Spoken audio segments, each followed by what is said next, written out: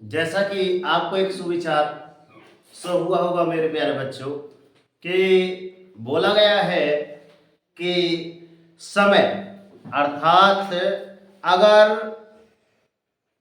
समय किसी का इंतजार नहीं करता, हेलो, अगर समय किसी का सही समय का इंतजार नहीं करता तो आप वास्तव में तो आप सही समय का इंतजार क्यों कर रहे हैं? अगर समय किसी का इंतजार नहीं करता तो आप सही समय का इंतजार क्यों कर रहे हैं?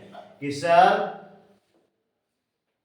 कि 1 तारीख आएगी तो 1 अप्रैल से पढ़ेंगे, या फिर होली हो जाएगी तो उसके बाद स्टार्ट करेंगे, या फिर हम अगली कक्षा में पहुंच जाएंगे 5वीं से 6वीं में तो हम सर जुलाई से पढ़ेंगे। बात समझ आ रही है ना? तो ऐसी थिंकिंग अवधारणाएं अपने मन में क्यों रखते हैं कि अरे अभी तो बहुत दूर है, मींस कम मेरिट की तैयारी तो करना, पेपर तो काफी समय बाद है, तो हम उस टाइम पेपर करेंगे। या फिर आपका मॉडल क्लास 8 में आपकी क्या चलती है? मॉडल क्लास है, तो मॉडल क्लास का क्या होना है? एग्जाम होना है, तो एग्जाम तो फिक्स है ना।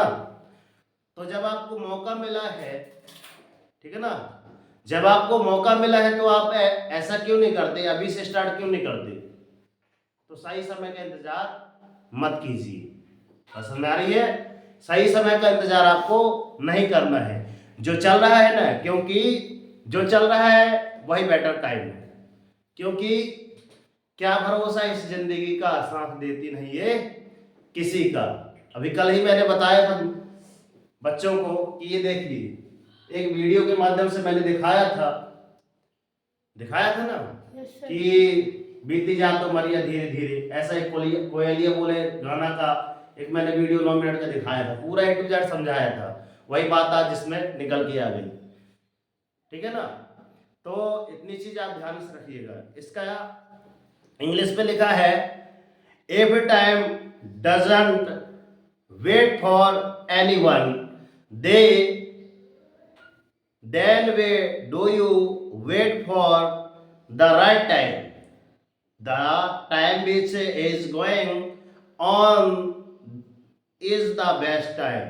अगर समय किसी का इंतजार नहीं करता तो आप सही समय का इंतजार क्यों कर रहे हैं? जो प्रेजेंट टाइम चल रहा है उसी को मानिए कि यही सबसे अच्छा समय है और मन लगाकर पढ़िएगा। ओके, तो इन्हीं शुभकामनाओं और सुविचार के साथ most welcome Sonal coaching classes.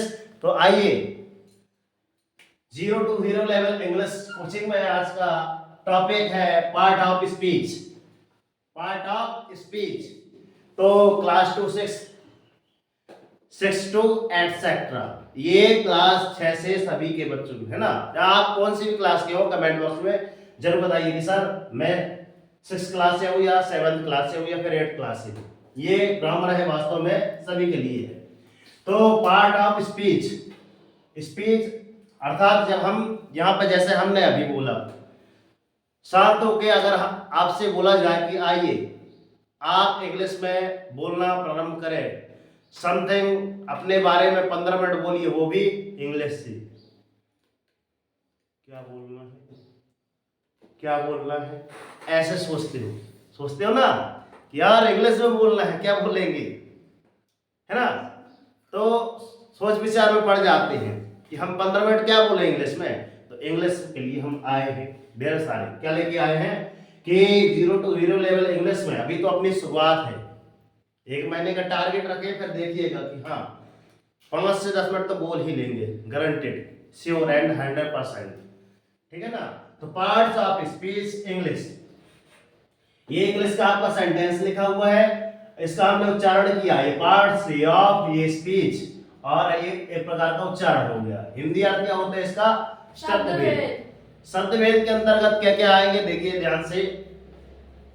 First में आपका आता है सीरियल नंबर, ये आपका सीरियल नंबर है और ये आपके पार्ट ऑफ स्पीच के अंतर्गत लिखे गए शब्द हैं, ठीक है। शब्द को इंग्लिश में क्या बोलते हैं अन्य बताओ?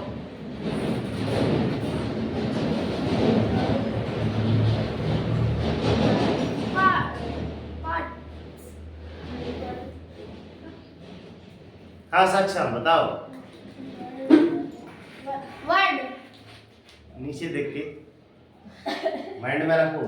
ओके, तो मैंने फर्स्ट में ये बताया था कि आपका जो हिंदी वर्णमाला, जैसे आपके जो अक्षर रहते हैं उनको क्या बोलते हैं? अल्फाबेट। अल्फाबेट के, है ना, साथ जो आगे हुई प्रोसेस क्रिया कहलाती है आपकी, क्या कहलाती है? वर्ड। ठीक है, तो एक प्रकार का ये वर्ड लिखा है, और वर्ड को एक साथ एक उचित क्रम में रखा जाए और उससे एक उचित अर्थ निकले, वही आपको कहलाता है सेंटेंस कहलाता है, अर्थात वाक्य कहलाता है। ठीक है, बैठ। तो फर्स्ट में यहाँ पे लिखा है NOUN, नाउन। तो इसका उच्चारण हमने लिखा नाउन। अब हमने उच्चारण क्यों लिखा, ऐसा क्यों?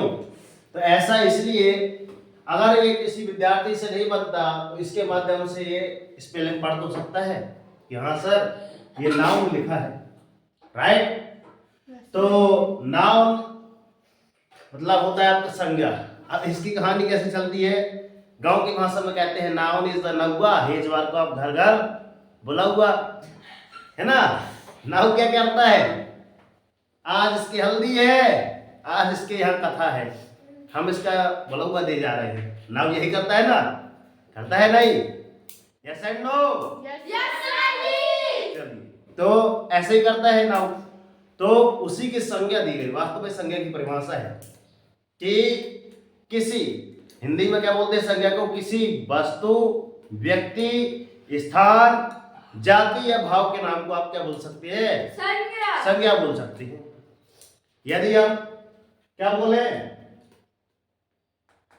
माता श्री का नाम ले, तो ये भी पर्टिकुलर किन्हीं का नाम है, भगवान, गॉड। ठीक है, गांधी जी, वो भी क्या है? किसी महान व्यक्ति का नाम है ना। तो वहां पे आप क्या बोल सकते हैं? हाँ सर, वो संज्ञा के अंतर्गत आएंगे। ठीक है ना। तो अब इनकी इंग्लिश नहीं बनेगी, है ना, वो तो आप कहावत में बता दिए कि हाँ दवा। तो ये सारी इनकी अपन क्या पढ़ेंगे? परिभाषाएं। परिभाषाएं को इंग्लिश में क्या बोलेंगे? डेफिनेशन। ठीक है, सभी की डेफिनेशन हम पढ़ाएंगे, चिंता न करिए। आगे चलते हैं, प्रोनाउन। क्या लिखा है? प्रोनाउन। तो सबसे पहले यहाँ पे देखिएगा, ये नाउन की स्पेलिंग क्या इसमें है, तो सबसे पहले इसको बस याद कर लीजिए ना। सबसे पहले हमने भी क्या लिखा? नाउन लिख लिया। अब उसके आगे हमने क्या लगा दिया? प्रो लगा दिया, तो क्या हो गया आपका? प्रोनाउन। ठीक है, तो यहां भी हमने लिख दिया नाउन का नाउन और यहाँ पे प्रो, तो क्या हो गया आपका? प्रोनाउन। ये आपका हो गया सर्वनाम। क्या हो गया? सर्वनाम। ठीक है ना। थर्ड नंबर पे चलते हैं, verb. VERB, VERB, verb. Verb मतलब आपका होता है क्रिया। क्या कहलाएगा? क्रिया। फोर्थ नंबर पे देखिएगा, साइलेंट।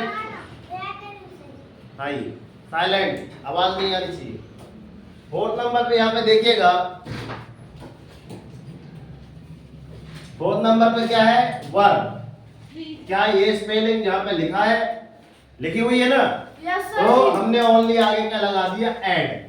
तो ये आपका क्या हो गया? Add verb. वर्ब यहाँ भी लिखा था, वर्ब ये भी लिखा है, उसके आगे हमने एडी लगा दिया। क्या हो गया आपका? ऐड वर्ब हो गया। इसी को आप क्या बोल सकते हैं? क्रिया विशेषण। ठीक है ना। सही है नहीं है आप चेक करिएगा। फिर फिफ्थ में लिखा है आपका ADJECTIVE। इसको आप पढ़ेंगे, है ना, क्या पढ़ेंगे? आपका एडजेक्टिव। एडजेक्टिव अर्थात आपका कहलाता है विशेषण। क्या कहलाता है? आपका विशेषण कहलाता है। अगला पॉइंट में लिखा है आपका प्रीपोजिशन। प्रीपोजिशन, इसका आप कमेंट बॉक्स में बताइएगा कि इसको क्या कहते हैं हिंदी में। है किसी को पता?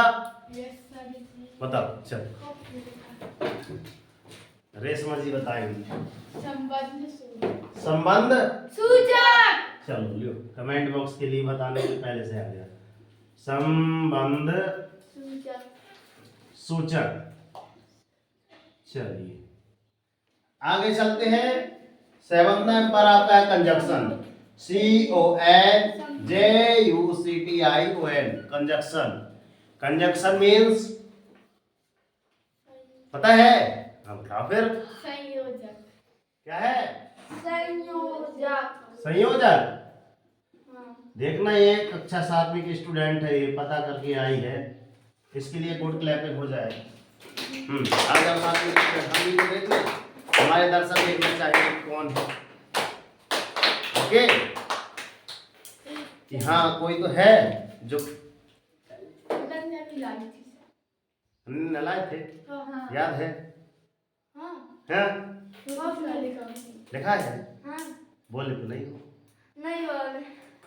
ठीक है, ये इन्होंने बताया है, ठीक है ना। एक बार बेस्ट गुड क्लैपिंग की जाए इनके लिए।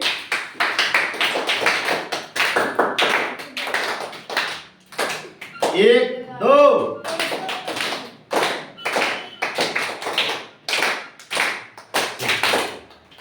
तो अगला कौन बताएगा? इंटरजेक्शन।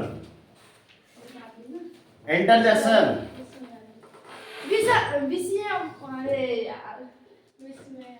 विस्मयादि बोधक। विस्मयादि बोधक। हाँ। चलो एक इनके लिए गुड क्लैपिंग किया जाए। आ जाओ।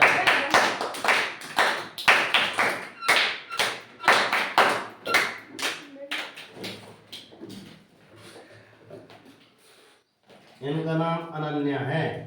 अरे हमने कहा प्रेजेंट।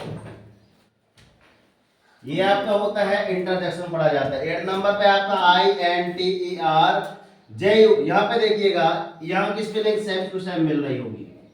JUCTION जैक्सन मिल रहा है। तो यहाँ पे ओनली हमने क्या लगा दिया? INTER, और ये आपका जैक्सन तो लिखा ही है। तो इंटरजेक्शन आपका विस्मयादि बोधक। जब ये पढ़ाएंगे तो इसमें लिख कर के आएगा, अरे ऐसा करके बना होगा, ऐसा करके ये आपका कहलाता है। आपकी बिंदी लगा के नहीं आया नहीं, उसमें बात है। ऐसे कोई बिंदी लगाते हैं ना, इधर से इधर तक बिंदी और इधर है ना गोल गोल, ठीक है। तो उसका ऐसे ही बनता है ना प्रतीक चिन्ह। तो ये चीज आप डिस्क्राइब में पढ़ाएंगे। एक बार गुड क्लैपिंग इनके लिए, विस्मयादि बोधक के लिए।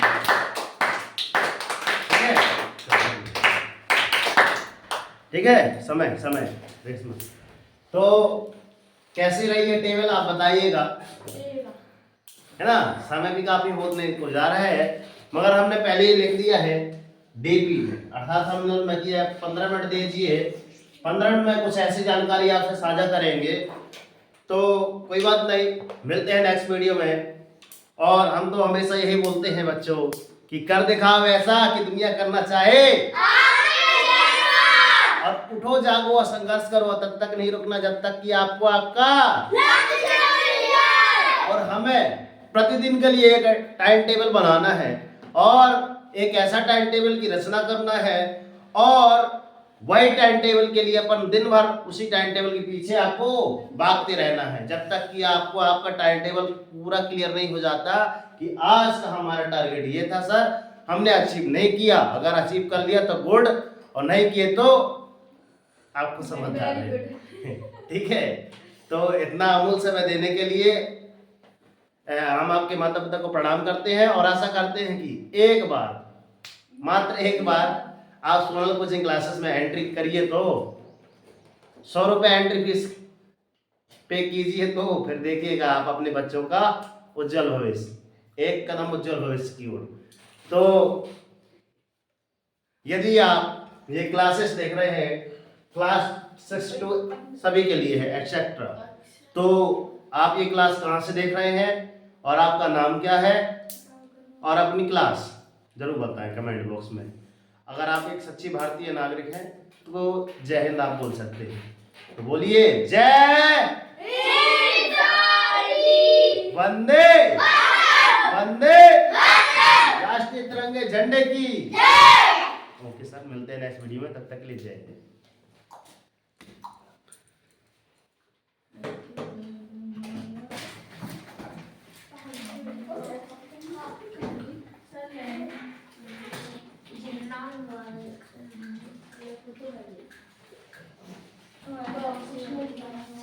सर जी दोनों साइड का लिखना है।